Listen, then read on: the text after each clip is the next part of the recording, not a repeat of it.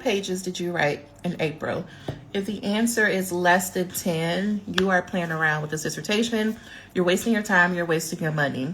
And what you're doing is not working. I don't say that because I'm trying to crush your spirit. I say that because you don't have any more time to keep wasting. We are down another semester. We're coming to the end of another academic year. And I am curious, how much longer are you going to spend playing around with your dissertation? As you are coming in, tell me, hey, I am curious, how many pages have you written in the month of April? Right now, and finish your dissertation. Also in the community, we are doing the 10 for 10 challenge, and the goal is to finish the semester strong. So for those who are participating in the challenge, it is for them to write 10 paragraphs over the next 10 days. You can join us. All you need to do is go to the link in the bio and join the community, or go to qualscholars.com. It is free to anyone because this is about people finishing strong. One of the ways that we do that is I tell people to focus on writing shitty paragraphs. And I haven't explicitly talked about shitty paragraphs like a live or anything. So I'm going to be doing that today. Let me bring this camera down. But as you come in, let me know, hi, and how many pages have you written in the month of April? So a shitty paragraph is something that I came up with. I was coaching a client in 2020. And she was trying to work through her literature review. You know, like if you've been working in this literature review, you know how hard it is to figure out, okay, what is it that I'm going to say? What's going to be my outline? What's going on? And if you're like most people, you go and you get like 50 articles, or you've been collecting articles while you are in classes. And when it comes to write the literature review, which is usually the first step that your advisor or your committee is going to tell you to start with, you do what you've always done, right? In class, you get an assignment, you read it, you take notes, you highlight, you put all the stickers and whatnot in there, and then you go to write. But when it comes to the literature review for the dissertation, that becomes really challenging because unlike your class assignments, you really don't know what to focus on. When you have class assignments, someone gives you a syllabus and they tell you, this is the topic we're focusing on for this unit. This is what the assignment is about. And this is how you know if you're doing the assignment well. Well, in a dissertation, there's no syllabus. There's no one to say, write about this, don't write about that, focus on this area. And that's all up to you. And you do your best to go through the articles to see how other people frame their literature reviews. You might go try to find an article or dissertation that matches closely or exactly to your topic, and you just try to emulate them. But you still can't get yourself to write. Like, even though you have an outline, you can't get yourself to write.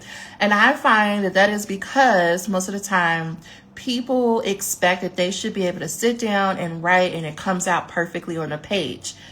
And so I was helping this client through that. And I told her, you know what, let's just focus on one section of literature review at a time. Usually when I'm coaching people one-on-one, I give you an assignment every week. And so I gave her the assignment to turn in 2 pages. She came back in our next session and she was like, yeah, this is not working. I know that we outlined the section, but I still don't know what to do. And I said, okay, for the next 2 weeks, your only job is to write 1 paragraph a day. And I said, let me explain to you what a paragraph is. A paragraph is just 4 sentences that you put together. They don't have to relate to each other. They don't have to make sense. The words don't have to be spelled correctly. You don't have to have citations. They don't have to sound academic. Your only job is to write 4 sentences a day. Do you think you could do that? And she was like, I think so. And I was like, and if all else fails, if you can't think of anything to say as it relates to the section of the literature review that you're writing, just write 4 random thoughts. Because here's the thing.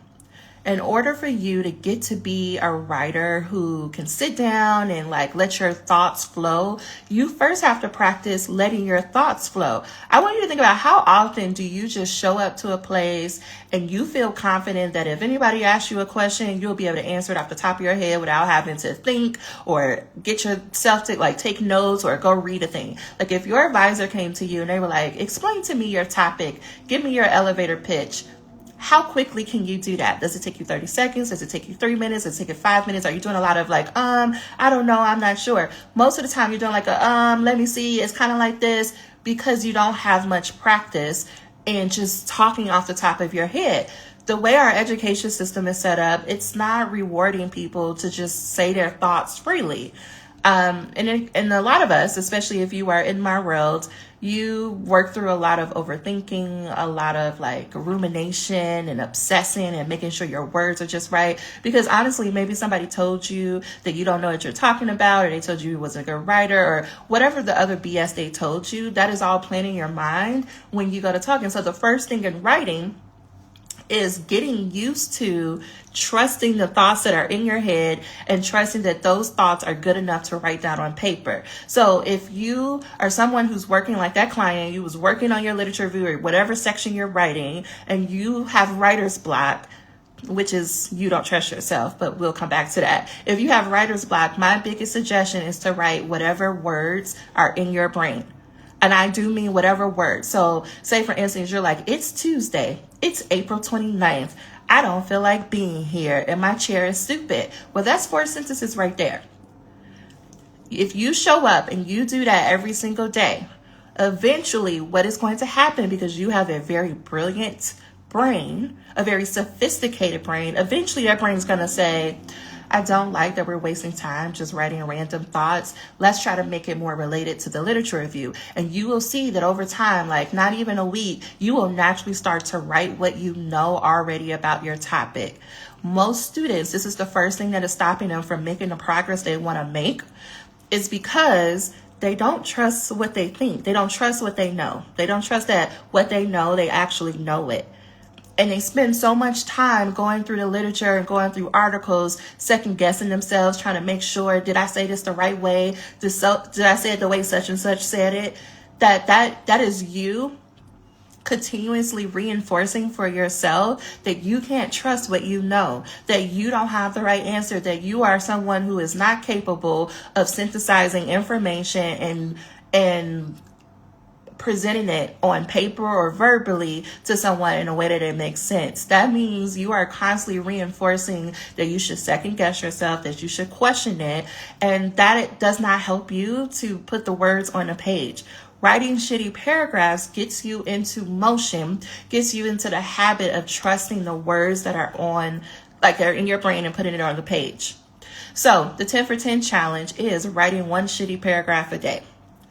And I know that if you could do that for 10 days straight, you will write way more than you ever think is possible. So going back to that client from 2020, she did that. She came back 2 weeks later and she was like, oh, wow, do you realize that I have like 5 pages of my literature review just for showing up and doing that?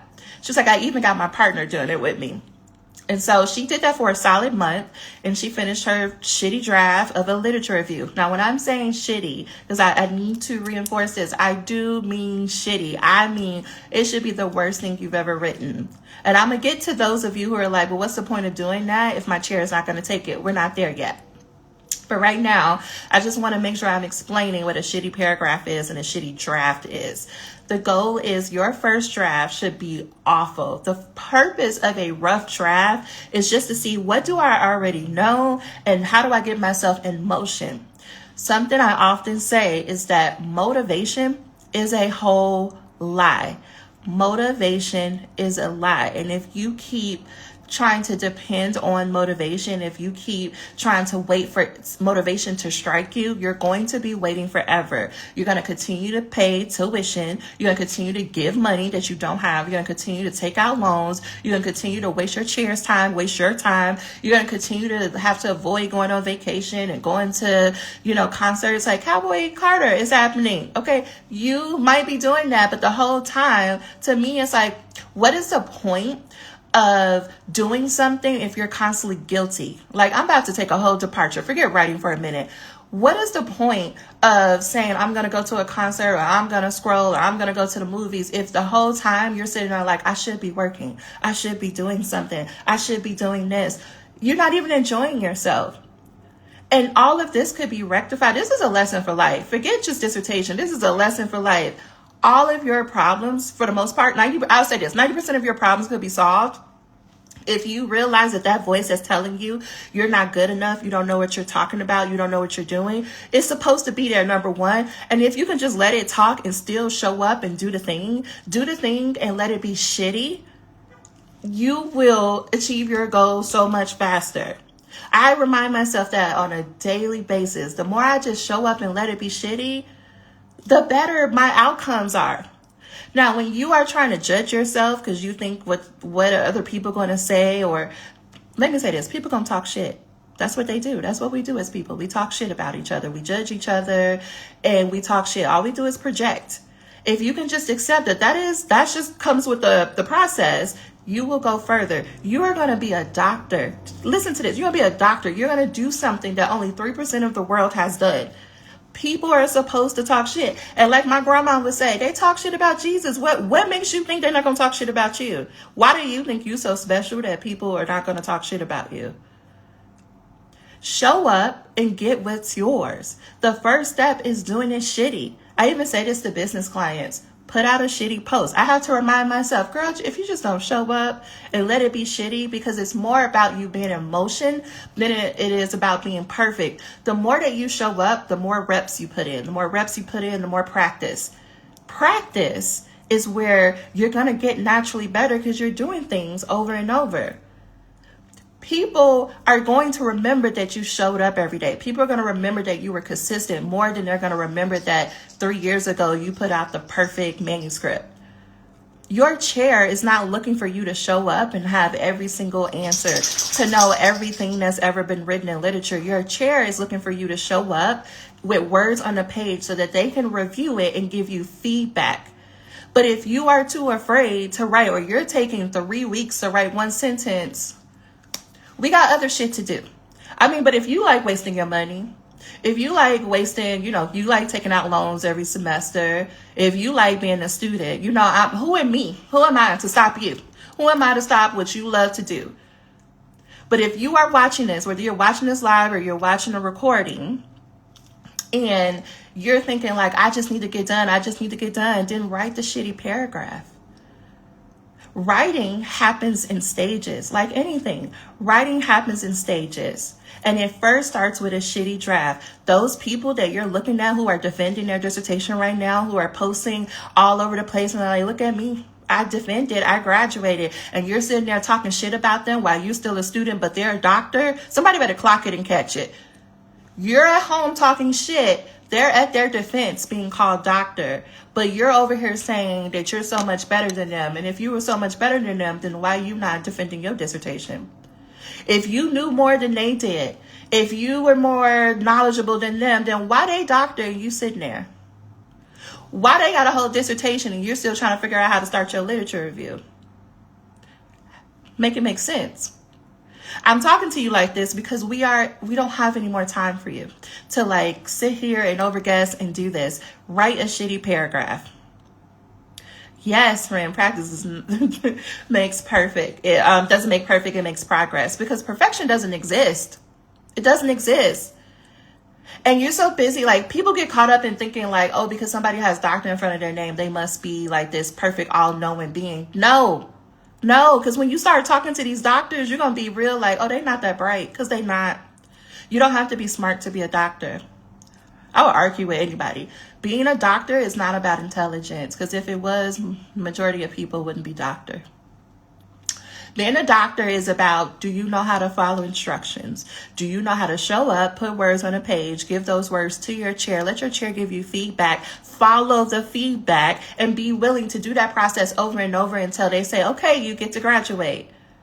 But if you want to, go back and forth and say they don't know what they're doing, or you want to fight with people over details, you go right ahead. Because like I said, you're continuing to waste your time and your money while people are continuing to graduate. Come into the community, okay? Go into the bio, click the link, come in, because do the 10 for 10 challenge, or you can come and schedule a Dissertation Breakthrough Session. I'll get you together in 45 minutes. I have people that I meet with them for 45 minutes and they finish entire proposals in 2 weeks. That's common. That's normal. I'm done playing humble. Like, I know one conversation with me will change your life. I don't care if you're writing a dissertation. I don't care if it's about business strategy. I don't care if you're thinking about divorcing your partner. One conversation with me to change your life. Not because I'm all knowing or I got all the answers, because I'm that good of a coach. Because what I'm not going to let you do is keep playing small. See, right now, it is more comfortable for you to play small than it is for you to be great, for you to stand in your power. It is more comfortable for you to say all the ways that you don't know what you're doing and people, like don't understand how hard it is for you. It's more comfortable for you to be a victim than it is for you to realize that you already know what you're doing. It's harder for you to realize that you are smarter than most people around you. And I get that might be heartbreaking because it was heartbreaking for me. But you know what you're doing. And the only reason why you're not a doctor, you're not for, is because you keep second guessing yourself. I was just talking to my coach this morning. So I meet with life coach every Tuesday because I know that I also get in my head. The reason why I could talk to y'all with such clarity, which the reason why I feel like I can help anyone is because I do my work. I'm not telling you to do something that I don't do. And every week, I am honest with her about the ridiculous things that I'm thinking. 2 weeks ago, I was like, girl, I don't know what I'm doing in business. I think my family was right. Why do I think I could show up on the internet and just make money talking on the internet? I don't even know why these people think I could help them with a dissertation. And she was like, okay, are you done being ridiculous? Are you done? Thank you for telling me, but are you done? Okay, so what are we going to do to move forward? Because that's what a coach does. A coach is not there to entertain you and the stories that you make up. They are there to listen to you. They are there to be like, yeah, I understand how you got there. And what are we going to do to move forward? Right now, your chair is calling you. Right now, when you go and complain to your friends about how hard it is and how you don't know what you're doing and you're still just trying to figure it out, they're like, yeah. And I want to tell you, those ain't really your friends. Because if they was really your friends, they would tell you the truth. Stop being a victim and figure out what your next step is going to be. You signed up for a doctoral program. You said you wanted to be doctor. You said you wanted this growth. And now that is a little bit hard and you a little bit, second guessing yourself. Now you want to stop? You want to keep wasting these people's time and money? For what? Quit. How about that? Why don't you quit? I want to convict somebody today. If you're watching this, I want you to be so hot and bothered with me. Why are you still in a doctoral program complaining about how hard it is? Why are you not doing the things that you know you need to do? Why are you not putting words on a page? Why are you not willing to show up and have somebody to tell you, oh, that part is good, but this part could use some work? Why are you afraid of that? What's the worst that's going to happen if you do some shitty paragraphs and you turn it into your chair and they tell you to rewrite the literature review? What's the worst that's going to happen? Go rewrite it. Because what you're doing it's not working. It's not working. You over here, giving it to your homegirl, sending it to your mentor over here, giving it to the writing center. You giving your writing to everybody but the one person who matters, your chair. Why are you not showing up? And even if your chair says, I don't want to meet with you, I ain't got time, I can't give you feedback, email them until they got time. Keep asking them until they find time. Get on their nerves. Why? Because that's their job. You can't move forward without their signature. So if they won't meet with you, make them meet with you. Some of you are taking people's notes. Okay, now I'm about to for real go somewhere. Most of you are doing work around, let's just use the nice term of DEI. Most of you want to talk about systems of oppression and all of this. Yet when you face oppression, you can't even recognize it. Or you're like, I want the oppressive system to validate me. Make it make sense for me. You want the very people, the very system that you are critiquing up and down in your writing, you talking on the internet or to any conference, to anybody who would hear, you want the very system that you are critiquing to validate you. Let me say it another way. Your chair or your committee most likely don't see your topic in the same way that you see it.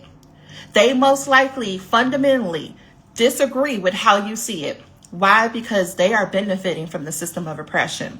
And here you come, eager doc student, being like, let me tell you all the things that's wrong with the system that you love so much. And you want them to pat you on your head and give you a gold star and tell you, good job. Thank you for talking shit about me and my friends. Thank you. That's what you want from them. I know you don't see it that way, but that's what you're saying.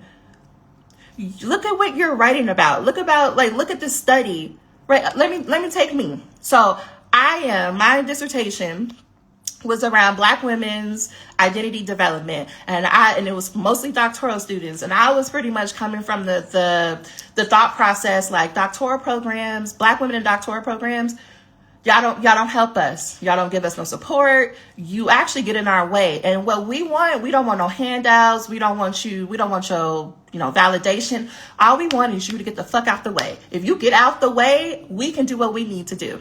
That's what I said. So then it makes no sense then for me to go into my defense when an audience member is all up in her feelings being like, but why can't we help Black women? Or why can't we do this? Because girl, you're not.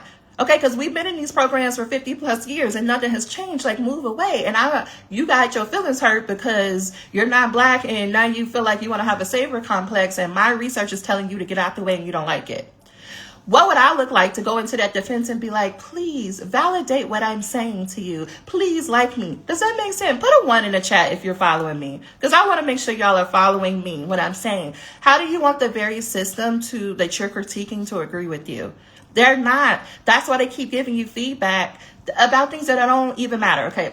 How you know that your committee does not understand what it is that you are doing, that they don't agree with you from a values-based place, is they don't critique your ideas. They are critiquing, oh, this paragraph doesn't quite make sense, or are you sure that's the right citation? They're critiquing everything else but your idea, but you are interpreting all feedback as if you're not doing it the right way or you don't know what you're talking about.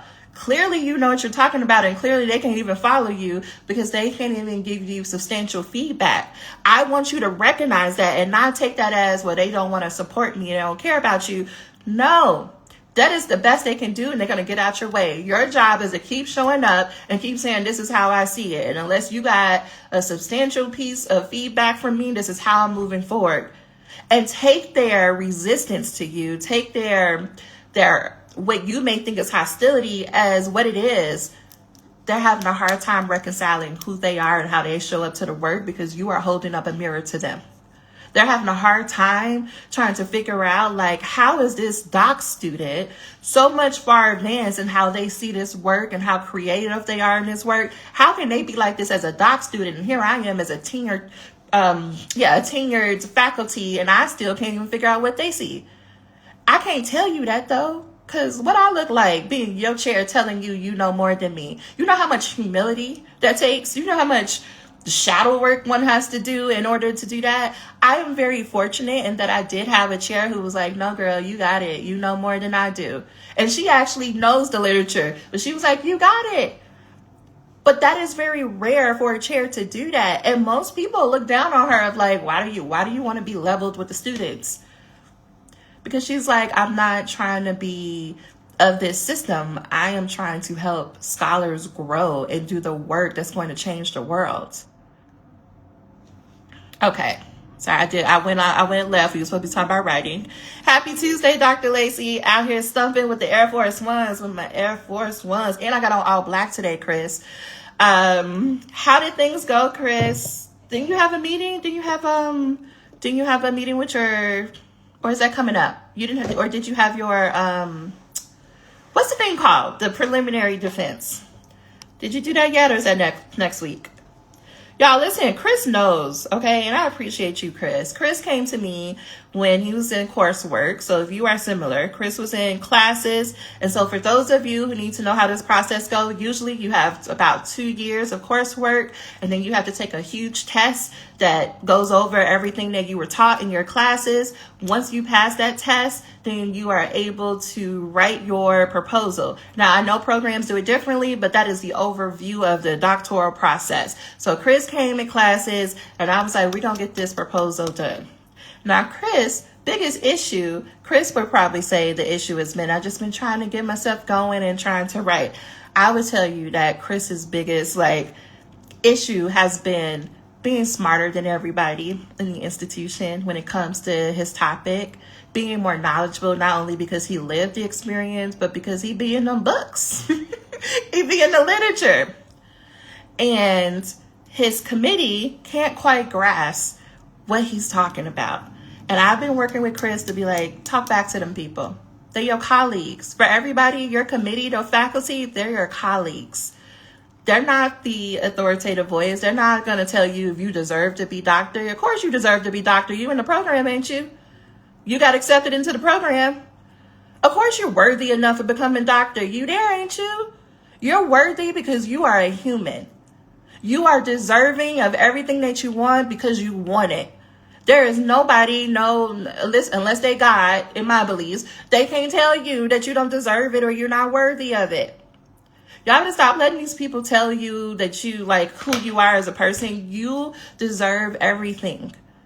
You are qualified because you're there. Did somebody send you a letter from the graduate school kicking you out the program?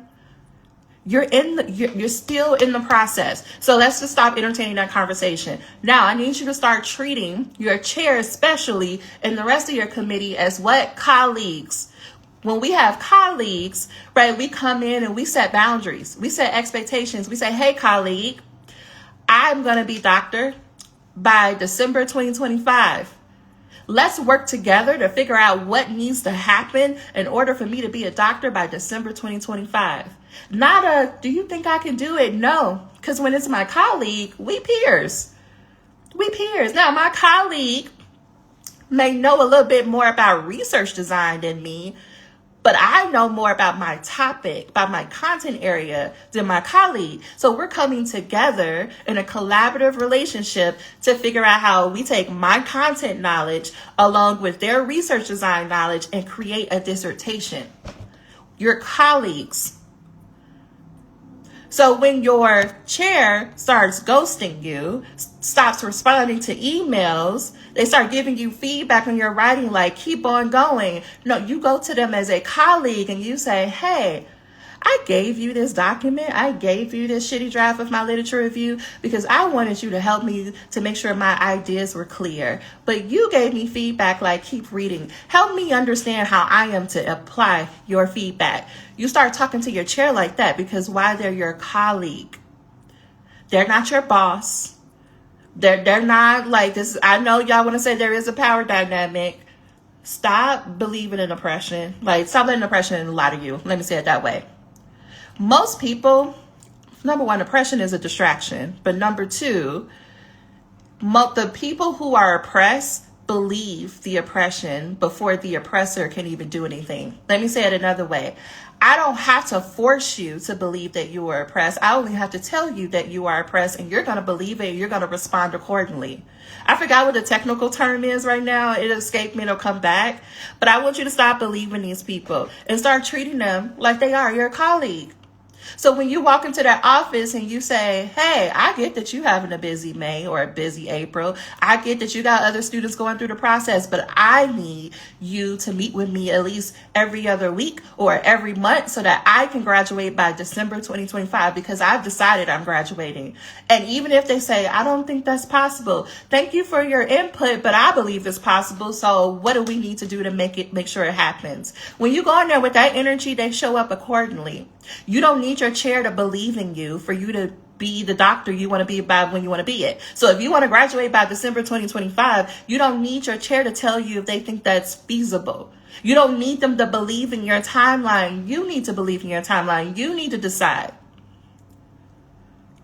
Okay, I'm going down. Okay, sending out availability. Okay. May 20th to 24th. Tell them, Chris, they need to decide when they're going to graduate. Have you decided when you're going to graduate? Have you decided that no matter how this defense goes, I'm walking out as somebody's doctor? It's making me think about Dr. McArdle, who defended successfully yesterday. She walked in, and that's what we've been working on. For a whole year, we've been working on, you're going to walk into this defense, and you're going to be doctor. Now, she is someone who last summer, she went to go defend her proposal defense. That's where you say, this is what I want to do for my dissertation. She went in there and her committee told her she did not pass her proposal defense. They let her get all the way into her room and they say, no, you don't pass. And I say, yeah, you get to cry. We can get to cuss, get it all out. Let's get it all out. Go take a break. I told her to go take a summer break, travel, and when you come back, we're going to get to work. And got to work. And what we've been working on since last July is no matter what happens, you're going to walk into this final defense room and you're walking out doctor. I don't care if they agree with it. I don't care if they don't like it. But when you decide that you're going to be doctor, guess what's going to happen? You're going to be doctor. Because the difference is she walked into her proposal defense being like, I don't know, is this great? And so she showed up like somebody who was unsure. And because she showed up unsure, you know what her committee was? Unsure, and they did not pass her. But in this yesterday, the way she showed up, I was like, listen, where is my paper so I can take notes? Because this is a very detailed defense. She showed up like, I know my work. I know what I'm doing. I'm open to your feedback, but we not leaving out this room unless I'm a doctor. Exactly. I'm leaving here with something. I walked into my defense like, y'all can have all the conversation you want to, but I am passing. I'm walking out with my paperwork signed. I don't care what y'all can argue about it amongst yourself. I'm walking out. When you make a decision like that, I don't care if it's about your dissertation. I don't care about if it's a new job you want to do. I don't care if you're trying to get a new client. When you decide I'm doing this no matter what is happening, you show up with a different energy. Because right now with you being like, well, I hope it happens. I hope they like it. I hope they accept it. You're showing up in that energy of I hope. So you're so busy like trying to second guess and like, am I doing this right? And you keep looking behind you or you keep asking your chair, did I write this sentence right? Did I write this paragraph right? Instead, you could be like, it don't matter if they think I did it right. I'm going to just keep showing up. I'm going to turn in that paragraph. I'm going to turn in that shitty draft. I'm going to apply to that job. I'm going to send out that proposal to that client. And if they say no, or if they like hesitate, I'm going to keep showing up. Why? Because I've already decided that it's happening. Y'all, like, especially if y'all deal with, I'm trying to keep this PG-13 because it is a 2:00 on a Tuesday. But I just want you to think, if you ever been pursued romantically by somebody who was real aggressive, they don't take no for an answer. That's kind of energy I want you to have now. In romantic relationships, I do want you to practice consent. I wouldn't be a good advocate if I didn't say consent. But in this case, I'm using this as an analogy of, I want you to have the perseverance, the tenacity, the motivation of a YN. That's what I want. When it comes to this dissertation, I want you to show up. I want you to keep asking, okay, what else do I need to do? I want you to be willing to turn in draft after draft after draft and not make it mean that there's something wrong with you or that you're broken, because there's nothing wrong with you. I want you to keep showing up to your chair and being like, do you like this now? Do you like it now? How about now? And even if they tell you, don't show up unless you have a completed draft, still show up, put it in the inbox. Because either you're going to get on their nerves so much that they're going to tell you exactly what to focus on, or you're going to hit what they're asking you to hit, but all roads lead to what? You moving forward. Most of you just simply haven't decided. You just haven't decided. And because you haven't decided, you're moving in uncertain energy. Okay, so tell me, how many pages have you written in April? How many pages have you written in April? If the answer is less than 10, tell me what is going on. How many pages, if you're in a writing phase, how many pages have you written in April? My expectation of you as a student, I don't care if you're in the Finish Your Dissertation Institute or not, my expectation of you is that at a minimum, you need to be writing 10 pages a month or more. If you are in the process of writing your proposal, you're in the process of writing your final chapters, at a minimum 10 pages or more a month. What we strive to do in the group is a chapter a month, if not more. Why? Because you don't got time. Like you making it like, and for those of you who would be like, I'm doing this, it gotta be good. I don't want just any old dissertation. I want an award-winning dissertation. People regularly win Dissertation of the Year awards in the group. Why? Because they let the words be on the page and then they spend their good energy and time refining those words. You so busy using all your good energy and time just trying to put words on the page and you got nothing left over for editing. And that's why nobody don't know, like, they're looking at this like, did you read this? We got AI, girl. Did you put that through there? And I even teach you how to use AI, but I know some of y'all still scared. Some of y'all don't even want to use AI. Some of y'all think it's cheating because you don't think you're worthy of having support. You don't think you deserve to have tools. Meanwhile, Chad over there, he got AI, he got an editor on standby. His mama was a doctor, his uncle was a doctor, his all the way to his great-great-great-grandfather was a doctor, and they've been helping him since he started school, and he knows exactly what to do, and he's not afraid to go and ask for help. He's not afraid to be like, how do I write this sentence? How do I do a literature review? What's a methodology? He's not afraid to do that, and that is why he's in and out the program in 3 years, and you're still trying to figure out your topic for your dissertation. Because you don't think you deserve support or help. Now, it don't have to be AI, but do you have people support? Are you in writing groups? How often are you talking to your chair? How often do you meet with your chair? Once a month, once a week? Never? You ain't seen them a month to Sunday, as my daddy would say? If you are avoiding your chair, tell me how you're supposed to get to graduation. If you won't use the help around you, how are you going to get to graduation? Why do you think that you can do this alone? Why do you think that people are doing big shit like become a doctor by themselves? Help me understand. Okay, let me know if you have questions too. I'm happy to coach you. I'm happy to answer any question, no matter if we're talking about writing or we're talking about anything related to the dissertation process or anything. You want to ask me something. But y'all, I desperately want you to stop playing around, because in this economy and this political landscape, you cannot afford to keep playing around in these people's program. Write a shitty paragraph, turn in those shitty paragraphs so that somebody can give you feedback. Feedback lets you know exactly what you need to focus on to make it clear, to make it academic enough, and to make it meet the expectations needed for you to have a done, successfully defended dissertation. Okay, there are no questions. Let me know, even if you're watching the replay, put it below. Let me know your questions, y'all. I am going to go talk inside of the group, the check-in a 10 for 10 challenge. I want to say thank you for your time and attention, but write a shitty paragraph. Okay, y'all? All right, bye, y'all.